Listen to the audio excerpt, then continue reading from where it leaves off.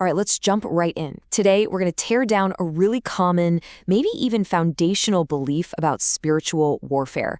We're going to dig into this wild idea that the devil's power, it's pretty much a myth, and that the real source of darkness in the world, it's not what you think.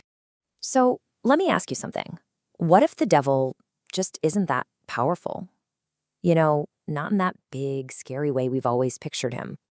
And what if the only reason he seems to have any kind of influence is because he's getting a whole lot of help? And that help isn't coming from some shadowy legion of demons. What if it's coming from us, from people? Yeah, that's the huge idea we are unpacking today. Okay, so to really get our heads around this, we first have to take apart the story that, let's be honest, most of us grew up with. We're going to call it the powerful devil myth. You know the picture, right? This terrifying, unstoppable dark force that has us constantly on our back foot, just playing defense. But what if the Bible actually paints a totally different picture? What if the enemy isn't strong because he's just strong? What if he's only powerful because he has a massive army of volunteers who don't even know they've signed up? And that idea, that concept of unwitting volunteers, brings us to this really radical way of looking at the whole thing. It's a framework called human-assisted darkness. Okay, so think of it like this. Evil isn't some kind of self-powered engine that just runs on its own. No. It's more like a machine that needs people to operate it. It needs fuel to run. And that fuel, well, that's our cooperation. It's our agreement. The devil's influence isn't really his own. He's basically outsourced it to us. And you know what's wild? When you actually check the scriptural resume, it's kind of weak. I mean, think about it. He's already been defeated. He is seriously outnumbered. And here's the kicker. He can't create anything. All he can do is twist and corrupt what God has already made. He's basically a parasite. So all of this leads to a pretty mind-blowing conclusion, and this quote just nails it. The only thing keeping the devil in business is the predominant population of humanity serving his cause. Wow. So the real problem isn't some super powerful enemy. It's a workforce that's unknowingly or maybe knowingly on his payroll.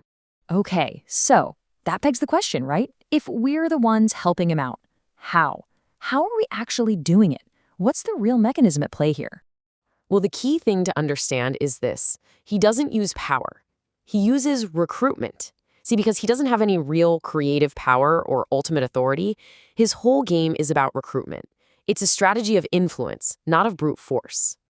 And these right here, these are his recruitment tools. And look, it's not some complicated contract you sign in blood. It's about really simple, everyday choices. Every single time we choose to operate in sin, or we disobey what we know deep down is right, or we act out of pride, or give in to fear, or, and this is a big one, choose ignorance over truth, we are basically becoming the support system for the very thing we say we're fighting against. You know, once you grasp this, it really leads to a huge turning point. It forces us to stop pointing fingers out there at some external enemy and instead turn that spotlight right back on ourselves. And that means we have to start asking a completely different and maybe much harder question. See, most of us are programmed to ask, why is the devil attacking me, right? It frames us as the victim. It's all happening to us. But the right question, the much more powerful and honestly more accurate question is this. Where am I agreeing with him? Whoa. See how that just flips the script? It shifts the whole thing from victimhood to personal responsibility, to authority. Because at the end of the day, here's the hard truth. Darkness doesn't actually need overwhelming power to mess with your life or to have influence in the world. It just needs one thing: permission. Your agreement, your alignment. Okay, so if we're the ones handing out the permission slips, how do we stop? How do we revoke that permission? Well, the answer is all about understanding the power that you were actually designed to have from the very beginning. And this right here, this is the massive mindset shift we have to make. For so long, the old way of thinking has been, I was just designed to survive the devil, duck and cover, hope for the best. But the true design, the real truth, is that you were designed to overrule him. You were made for offense, not just endless defense. So how in the world do we do that? How do we exercise that overruling power? It all starts by getting a handle on 3 key tools you've been given. The first one is authority. Now, this isn't your own strength or power. It's a delegated right to rule, straight from heaven. But here's the catch. Like any tool, it's useless unless you actually pick it up and use it. All right, tool number 2 is dominion. Think of this as your jurisdiction, your assigned area of responsibility. It's the mandate you've been given to govern your life, your family, your world, according to heaven's blueprint, and to actively push darkness out of your territory. And finally, we get to what might be the most critical piece of the whole puzzle: alignment. This is simply being in agreement with and submitted to God's will and His word. Alignment is like the electrical circuit. It's what allows the authority to flow. You could have all the authority in the universe, but without alignment, the power is switched off. The circuit is broken.